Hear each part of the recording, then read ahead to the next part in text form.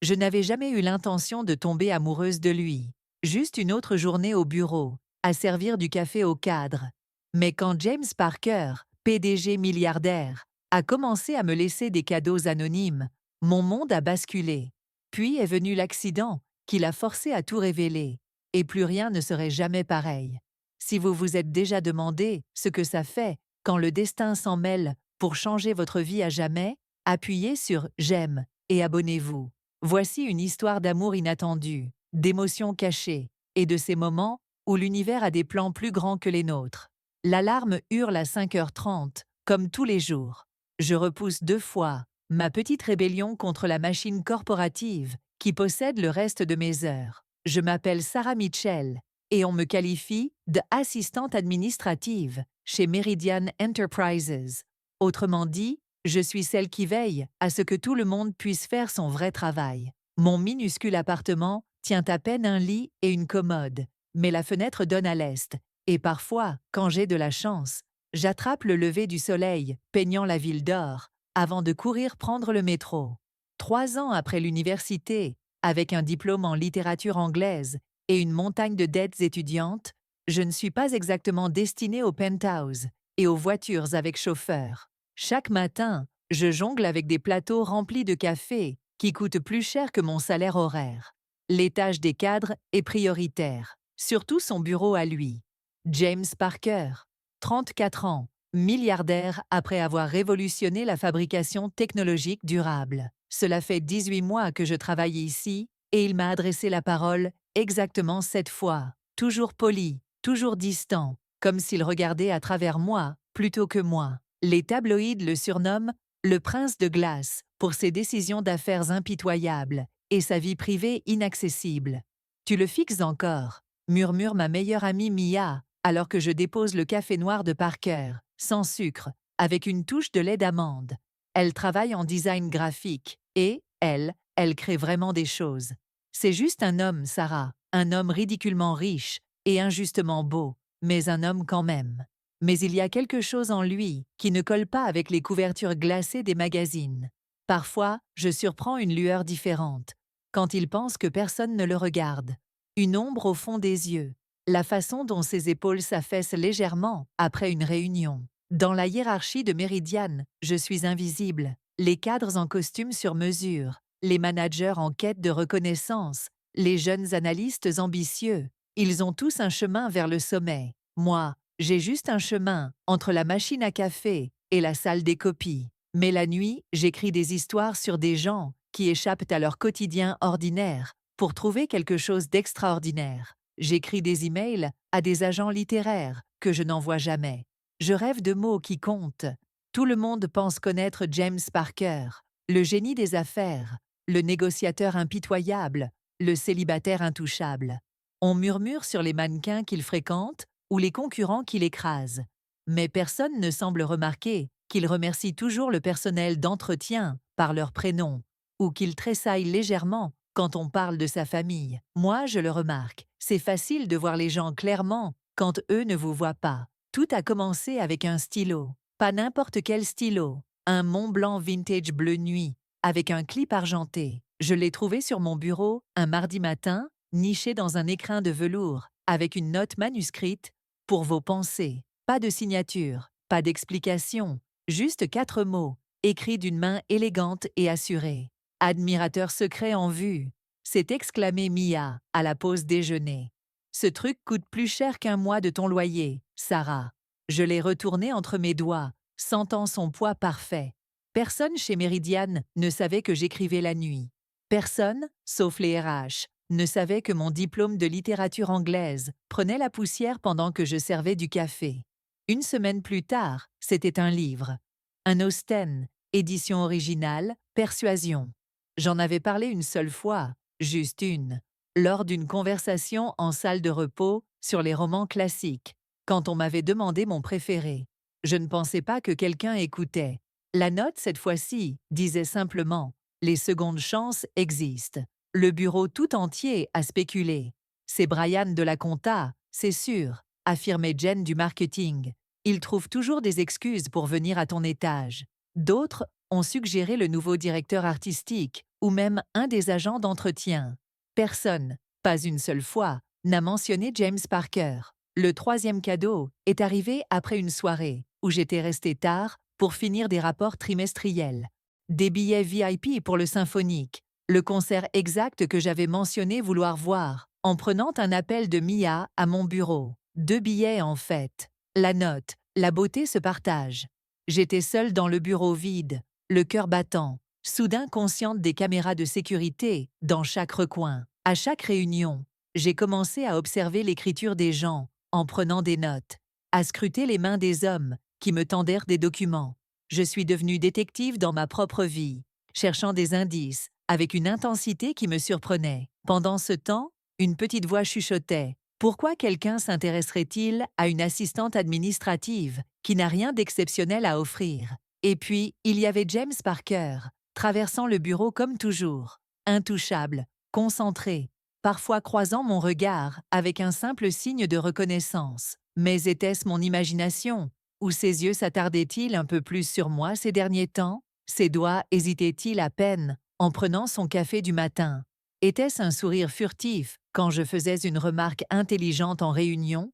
Tu cherches le mauvais mystère, m'a dit Mia un soir. Un verre de vin bon marché à la main, dans mon petit appartement. Oublie les cadeaux. Demande-toi ce que toi, tu veux vraiment. Mais comment expliquer que, pour la première fois, je me sentais vue? Que quelqu'un avait remarqué des détails sur moi que j'avais moi-même oubliés? Que peut-être, juste peut-être, être invisible n'était plus ma seule option. Ça n'aurait jamais dû arriver. Je n'étais pas censée le voir comme ça.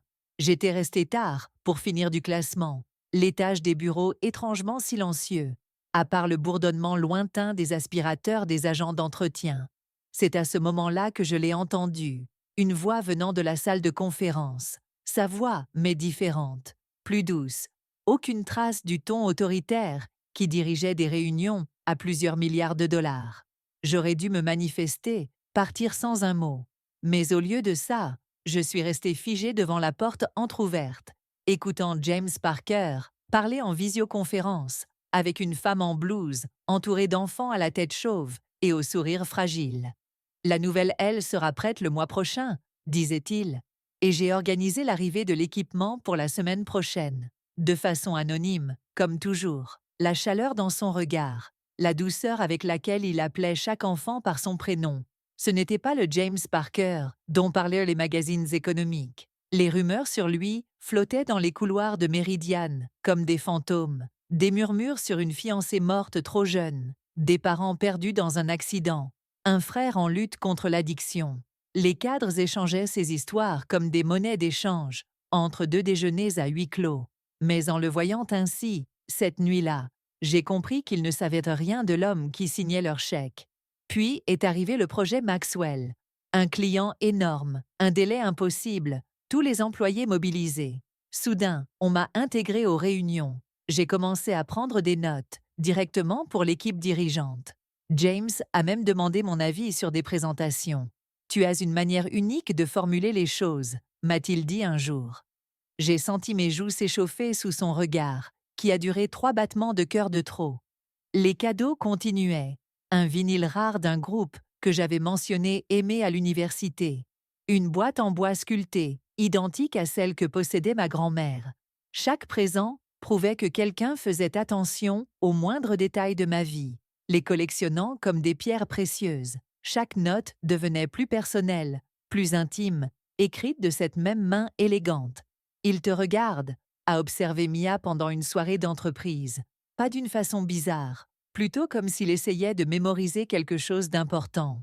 J'ai suivi son regard et j'ai surpris James détourner les yeux, revenant à sa conversation avec des membres du conseil. Cette nuit-là, je me suis retrouvée à ses côtés, au bar. « Tu aimes travailler chez Meridian, Sarah ?» m'a-t-il demandé, prononçant mon prénom d'une manière différente. « J'aime l'observer », ai-je répondu honnêtement. Les bureaux sont un endroit fascinant. On y voit les gens se révéler. Un éclair de surprise, ou peut-être de reconnaissance, est passé dans son regard. « Et qu'as-tu observé sur moi ?» a-t-il demandé à voix basse.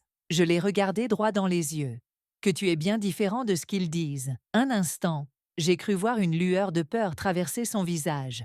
Puis son téléphone a sonné et le moment s'est brisé comme du verre. Les délais rendent les gens imprudents. La présentation Maxwell devait être livrée le lendemain matin et il était déjà 23 heures. J'étais encore à mon bureau, effectuant les dernières modifications sur les diapositives de James. L'immeuble était désert. Même l'équipe de nettoyage était partie. C'était étrange, cette sensation d'être seul dans un espace conçu pour des centaines de personnes. Le premier signe de danger, ce fut l'odeur, acide, chimique. Puis les lumières ont vacillé une fois, deux fois, avant de s'éteindre complètement. Dans l'obscurité soudaine, j'ai entendu un bruit lointain, un petit pop, suivi du hurlement strident de l'alarme incendie. Le feu. J'ai attrapé mon téléphone et couru vers l'escalier. Mais une épaisse fumée commençait déjà à envahir les étages inférieurs. L'entrée de l'ascenseur semblait plus sûre. Alors j'ai changé de direction, le cœur battant à tout rompre. C'est alors que j'ai entendu quelqu'un crier mon prénom. James. Il courait vers moi depuis l'aile exécutive, cravate envolée, manches retroussées. Sarah, par ici. Il a saisi mon bras et m'a entraîné vers l'ascenseur privé des dirigeants. L'incendie est au 42e. Court-circuit électrique. Cet ascenseur a une alimentation séparée. C'est notre meilleure chance. Les portes se sont refermées juste avant que la fumée n'envahisse le couloir. Nous avons descendu 3 étages avant que l'ascenseur ne s'arrête net dans un choc violent. Les lumières ont faibli, passant en mode d'urgence. James a immédiatement attrapé le téléphone de secours. Silence. Il a sorti son portable. Aucun signal. On est coincé, ai-je murmuré, essayant de contrôler la panique qui montait. Entre 2 étages, le temps prend une autre dimension en temps de crise. Les minutes se sont étirées comme des heures, alors que la fumée commençait à s'infiltrer dans notre cage métallique. Nous avons tenté en vain de forcer les portes. L'air s'amenuisait. Je me suis mise à tousser, les yeux brûlants. Sarah, sa voix était étrangement calme. Il a retiré sa veste, l'a imbibée d'eau de sa bouteille et l'a posée sur mes épaules. Couvre ta bouche avec ça, ça va aller. Tu n'en sais rien, ai-je murmuré, la gorge serrée. Si, je le sais. Son regard a trouvé le mien dans la pénombre. Parce que je refuse qu'il t'arrive quoi que ce soit. Alors que ma vision commençait à se brouiller, j'ai entendu ces mots s'échapper, comme un barrage qui cède. Le stylo, c'était parce que je t'ai vu écrire dans ton carnet, celui que tu caches dans ton tiroir. Le livre. Tu avais dit que ton père te le lisait quand tu étais malade, enfant. Les billets pour le concert. Je t'ai entendu raconter à ton ami que ta mère jouait du violon. C'était toi, ai-je murmuré à travers le tissu humide.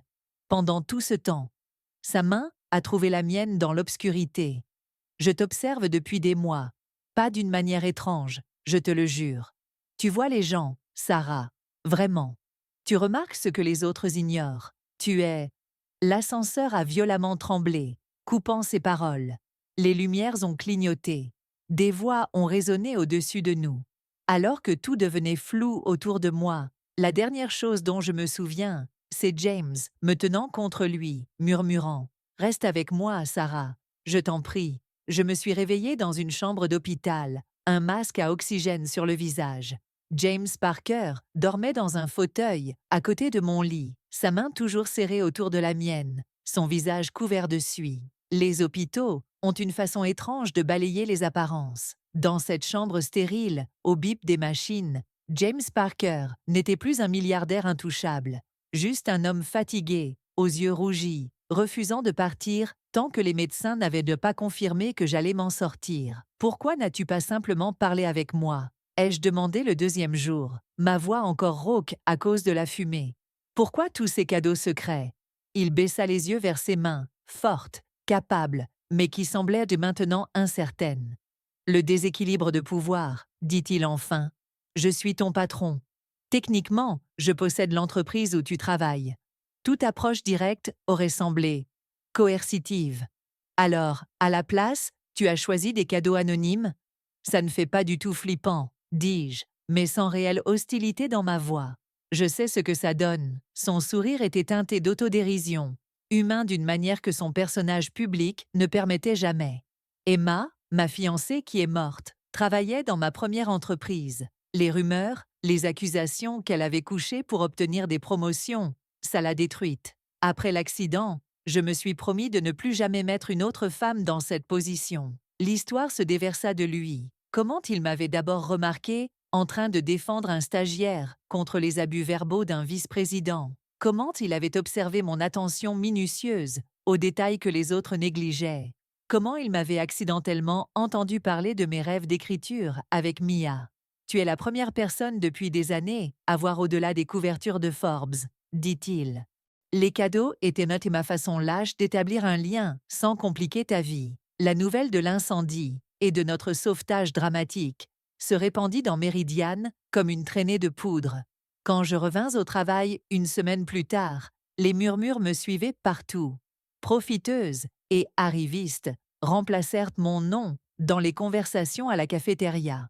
Les cadres féminines trouvèrent soudain des raisons pour m'exclure des réunions. Les RH suggérèrent, avec un sourire poli, qu'une mutation dans un autre département pourrait être plus simple pour tout le monde. James tenta d'intervenir, ce qui ne fit qu'empirer les choses. « Tu leur donnes raison », lui dis-je, lors d'une conversation tendue dans son bureau. « À chaque fois que tu me traites différemment, tu valides leurs soupçons. Alors que proposes-tu » demanda-t-il, la frustration évidente dans la tension de ses épaules. « Que je fasse comme si de rien n'était ? Que j'ignore ce que je ressens ? Je propose qu'on prenne du recul tous les deux, dis-je, les mots me lacérant la gorge comme du verre. Quoi que ce soit, quoi que ça ait pu être, ça ne peut pas arriver ici, pas comme ça. La semaine suivante, le conseil d'administration officialisa ses préoccupations. Des termes comme image de l'entreprise et risques potentiels furent jetés dans des réunions auxquelles je n'étais pas convié. James redevint distant, nos interactions se réduisant à des échanges formels et brefs. Pourtant, parfois, je le surprenais à m'observer avec une expression qui faisait vaciller mon cœur. Puis vint le dernier cadeau, livré à mon appartement, et non plus au bureau. Un carnet en cuir avec mes initiales gravées sur la couverture, et une seule phrase à l'intérieur. Certaines histoires méritent d'être écrites, peu importe la difficulté du début. Pas besoin de signature. Je savais exactement de qui il venait. Cette nuit-là, en fixant ces mots, je réalisais que je faisais face au même choix que j'avais toujours offert aux personnages de mes histoires inachevées. Suivre le chemin sûr et prévisible, ou tout risquer pour quelque chose qui me terrifiait autant que ça m'exaltait. Certaines décisions ressemblent à un saut dans le vide. Le matin où j'entrais chez Méridiane, avec ma lettre de démission en main, ce fut exactement ça, terrifiant, grisant et étrangement apaisant à la fois. J'avais passé le week-end à écrire frénétiquement dans le carnet que James m'avait offert, remplissant ces pages de l'histoire qui mûrissait en moi depuis des mois. Notre histoire, bien que sous d'autres noms et circonstances. Tu démissionnes. Mia me regarda comme si j'avais perdu la tête. Dans cette économie, à cause de ragots de bureau, parce que je sais enfin ce que je veux, lui répondis-je, ma voix plus ferme que je ne l'aurais cru. Et ce n'est pas de passer ma vie à servir du café à des gens qui ne me voient ni même pas. Je ne me rendis pas au RH en premier. Je pris l'ascenseur jusqu'au dernier étage, ma lettre de démission dans une main, le manuscrit achevé dans l'autre. L'assistante de James tenta de m'arrêter. Il est en réunion avec le conseil, mais je la dépassai avec une assurance que je ne me connaissais pas. La salle de réunion devint silencieuse quand j'ouvris la porte. 12 cadres et membres du conseil me fixèrent comme si j'avais soudainement poussé une deuxième tête. James se tenait à la tête de la table, en pleine phrase, son expression passant de la confusion à autre chose, en reconnaissant la détermination dans mon regard. « Je suis désolé pour l'interruption », dis-je, ma voix résonnant dans le silence tendu. Mais cela ne pouvait pas attendre. Je posai ma lettre de démission sur la table. Je quitte Méridiane avec effet immédiat. Pas parce que j'ai fait quelque chose de mal, et pas à cause d'une relation inappropriée, qui, malgré les rumeurs, n'existe pas. L'atmosphère était lourde, tandis que je me tournais vers James. Je pars parce que je comprends enfin ce que tu essayais de me dire avec tous ces cadeaux, que nous avons tous le choix, que les secondes chances existent, que parfois, le plus grand risque est de ne pas en prendre du tout. Je posai le manuscrit à côté de ma lettre. Tu as vu en moi quelque chose que j'avais arrêté de voir moi-même. C'est ma façon de te rendre l'appareil. Je sortis sans attendre de réponse, le cœur battant si fort que je crus qu'il allait éclater. La descente en ascenseur me donna l'impression de quitter une vie pour en embrasser une autre. 2 jours plus tard, James apparut à la porte de mon appartement. Pas de costume, pas de chauffeur, aucune façade de PDG milliardaire, juste un homme tenant mon manuscrit, ses pages marquées de notes, écornées. Tu as écrit notre histoire, dit-il simplement. En lui donnant une meilleure fin, répondis-je, en lui ouvrant la porte. Il sourit, un vrai sourire qui atteignit ses yeux. Le conseil m'a demandé ma démission hier. Une histoire de poursuivre d'autres opportunités, plus en phase avec mes valeurs personnelles. James, non, commençai-je, mais il secoua la tête.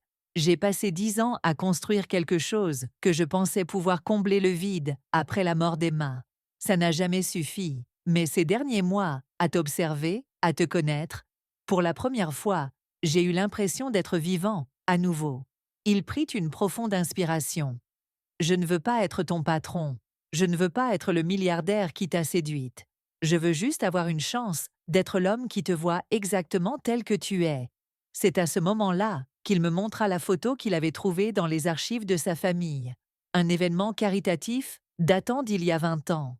En arrière-plan, à peine visible, ma mère jouant du violon dans l'orchestre et à ses côtés, une petite fille avec mes yeux, moi. Le destin essaie de nous relier depuis bien avant que l'un de nous ne sache ce qu'il voulait, dit-il, ses doigts effleurant doucement l'image fanée. Je pense qu'il est temps d'arrêter de lui résister. 6 mois plus tard, mon roman atteignit la liste des best-sellers. Une histoire d'amour sur le pouvoir, la perception et le courage de franchir des frontières invisibles. James utilisa une partie de sa fortune pour créer une fondation soutenant l'éducation artistique dans les écoles sous-financées. Je dirige le programme d'écriture. Nous travaillons ensemble, mais cette fois en tant qu'égaux, partenaires dans tous les sens du terme. Parfois, je repense à cet incendie, à quel point nous avons failli tout perdre avant même que tout ne commence, à la façon dont, parfois, les choses les plus importantes de la vie surviennent lorsque nos plans, soigneusement tracés, partent en fumée. Et comment l'amour n'arrive pas toujours comme on l'imagine. Parfois, il se manifeste dans le silence, dans de petits gestes, dans le courage de tout risquer pour une histoire qui mérite d'être écrite. Certaines histoires d'amour ne sont pas écrites dans les étoiles. Elles naissent des choix que nous faisons lorsque la vie nous offre une seconde chance. Si cette histoire a touché votre cœur, n'oubliez pas de liker et de vous abonner pour découvrir d'autres récits où le destin prend des tournants inattendus. Partagez en commentaire un moment où la vie vous a surpris avec quelque chose de plus beau que vous ne l'auriez imaginé. Et souvenez-vous, les plus grandes histoires d'amour commencent parfois dans le silence.